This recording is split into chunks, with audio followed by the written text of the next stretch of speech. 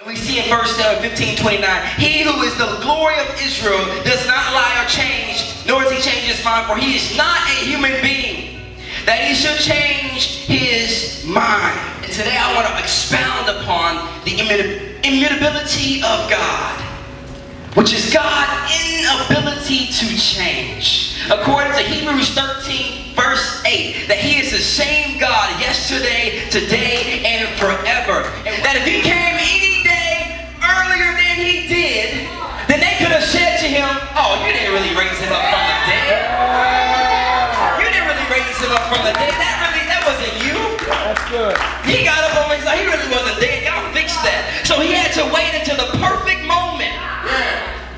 So Mary and Martha didn't know this. Yeah. Because they're limited. Remember, he's not like us. He had to wait until the perfect moment, 4 days, to qualify for a miracle. So he didn't come. He sees you as the one that's been bought 2,000 years ago on Calvary. Yeah. There is no comparison for God. God doesn't look at you and say, why can't you be like her? I want you like her, you know, she does this, she does that. No.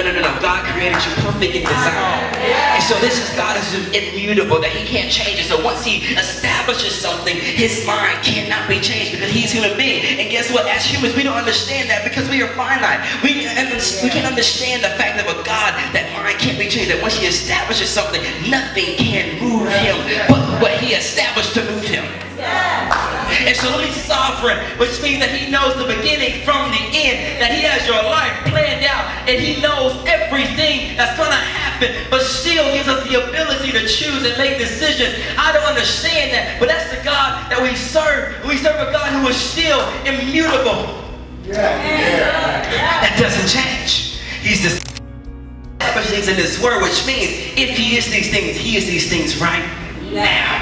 The Bible says in the book of Psalms that into the fulfillment of Joseph's dream that God tested his character. And so that means from the moment that something is put in you, conception, from that moment to the conception to the fulfillment, the process is pruning. The process is strenuous. The process is hard. And this is consistently for the rest of your life. Why? Because we go from one dream fulfilled to the next dream fulfilled. We go from one dream fulfilled to the next dream fulfilled. I want a business. Okay, I get the business. So now I want to take my business to 5 businesses. So I take the business to 5 businesses. So you consistently.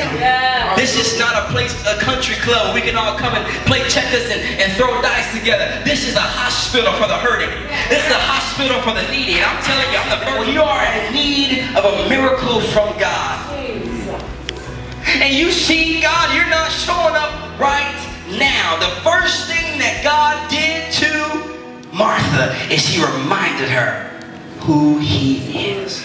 And a woman called her husband and said, hey babe, where are you? She's like, nah, there's no way you're at work because I'm watching the Twin Towers collapse right now and you're talking to me on the phone. He was in a hotel with another woman. Yeah,